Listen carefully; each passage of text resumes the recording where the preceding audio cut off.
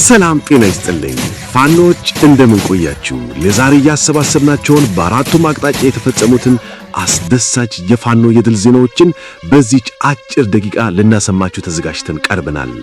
ቪዲዮውን ላይክ በማድረግና ኮሜንት ላይ ድል ለፋኖ በማለት እንዲሁም ለሌሎች እንዲደርስ ሼር በማድረግ ጀምሩት። ምክንያቱም ለአማራ ፋኖ ይገባዋልና። ከአጫጭር መረጃዎችን ጀምር። አይበገሬዎች 64ኛ ክፍለ ጦር ከአባታቸው የወረሱትን ጀግንነት በፉከራና በቅራረቱ ከጠላት ጋር በጨበጣ በመግተም የጠላትን ካምፕ ተቆጣጥሮ በርካታ የጠላት ኃይል ደምስሰው አሳይተውናል። በትናንትናው ዕለት የአገዛዙ ጸረ አማራ ሰራዊት ከመሸገበት ምዕራብ ጎጃም ወንበረማ ሽንዲ ከተማ ወደ ወገዳድ የገጠር ቀበሌ ከሌሊቱ 7 ሰዓት ጀምሮ የተለመደ የጥፋት በትሩን ህዝባችን ላይ ለማሳረፍ ተንቀሳቅሷል። 206ኛና 201ኛ ኮር በመቀናጀት በቁይ ከተማ ባደረጉት እልህ አስጨራሽ ትንቅንቅ 59 የመከላከያ ሰራዊት አባላት ሲደመሰሱ 29 ሚኒሻና ፖሊሶች መገደላቸው ተረጋግጧል። ዝርዝር አለን። በርካታ የአገዛዙ ኃይል ወደ ደቡብ ወሎ ምዕራባዊ አካባቢዎች ገብቶ በንጹሃንና በንብረታቸው ላይ ከባድ ጉዳት ማድረሱን አጠናክሮ ቀጥሏል። ዝርዝር አለን፣ ተከታተሉ።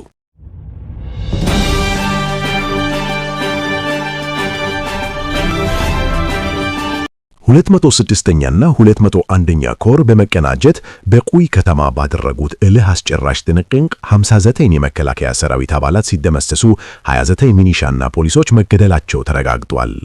በቴዎድሮስ ዘመቻ መምሪያ አለቃ አበበ ሰው መሆን መሪነት ከሌሊቱ 10 ሰዓት ጀምሮ ቁይ ከተማን በመክበብ ከንጋቱ 11 ሰዓት ተኩል በተጀመረው ውጊያ ቁይ ከተማን ሙሉ ለሙሉ በመቆጣጠር በአረመኔው ሰራዊት ላይ ያነጣጠረ ጥቃት በመክፈት 59 የ75ኛ ክፍለ ጦር 3ኛ ሬጅመንት አባላት በተደረመሱ ምሽጎች ውስጥ ተገድለዋል።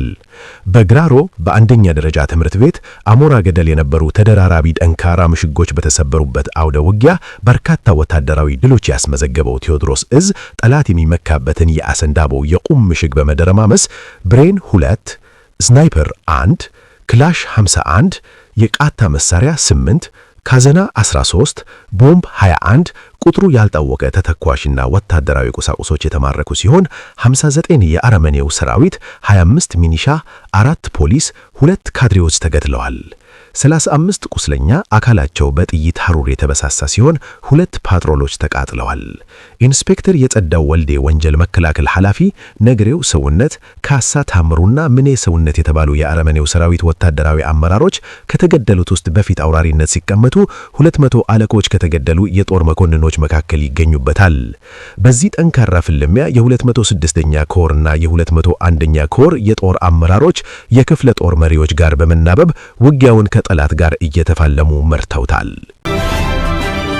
የአፋብን ቴዎድሮስ እዝ 201ኛ ኮር 64ኛ ክፍለ ጦር ልዩ ኮማንዶ ከማስመረቁ ማግስት ከክፍለ ጦሩ የተሰባሰበ ኃይል ጋር በሸበል በረንታ ወረዳ መርገጭ ንዑስ ከተማ ካገዛዙ የጠላት ኃይል ጋር ከባድ ውጊያ በማድረግ በርካታ የጠላትን ኃይል በመደምሰስና በማቆሰል ዛሬም የደጃዝማች በላይ ዘለቀ ልጆች ታሪክ ሰርቷል።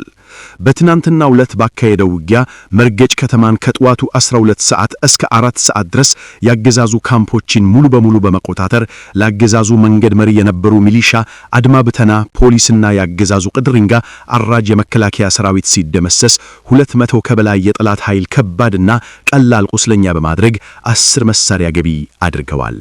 በሸበል በረንታ መርገጭ ከተማ 64ኛ ክፍለ ጦር ባካሄደው ውጊያ መርገጭ ንዑስ ከተማ ምሽጎ የሚገኘውን ካምፕ ለ4 ሰዓታት ሙሉ በሙሉ በመቆጣጠር ከ40 በላይ ያገዛዙ መንገድ መሪ ቅጥረኛ ሰራዊት ሲደመሰስ 20 ከበላይ የጠላት ኃይል ከባድና ቀላል ቁስለኛ በማድረግ 10 መሳሪያ ገቢ አድርገዋል። በትናንትናው ዕለት የአገዛዙ ጸረ አማራ ሰራዊት ከመሸገበት ምዕራብ ጎጃም ወንበርማ ሽንዲ ከተማ ወደ ወገዳድ የገጠር ቀበሌ ከሌሊቱ 7 ሰዓት ጀምሮ የተለመደ የጥፋት በትሩን ህዝባችን ላይ ለማሳረፍ ተንቀሳቅሷል። ነገር ግን ቴዎድሮስ እዝ ክንደ ነበልባሎቹ 88ኛ ከግናቱ 11:30 ጀምሮ ወንበርማ ወረዳ ወገዳድ ቀበሌ ልዩ ስሙ አንበስ ጋማ የተባለ ቦታ ላይ ካገዛዙ ወራሪ ኃይል ጋር በተደረገው ጥንቅንቅ በርካታ የጠላት ኃይል ተደምስሷል።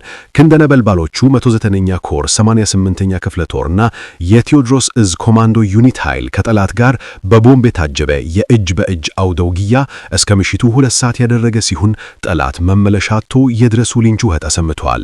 ጠላት ሙትና ቁስለኛውን አንበስጋማ ተራራና ወገዳድ ቤተክርስቲያን ታቅፎ በከበባ ያደረሰ ሲሆን ሌላ ተጨማሪ ኃይል ከቲሊሊና ከቦሬ በዛሬው ዕለት በማስመጣት አስከሬንና ቁስለኛ ሲያመላልስ ውሏል።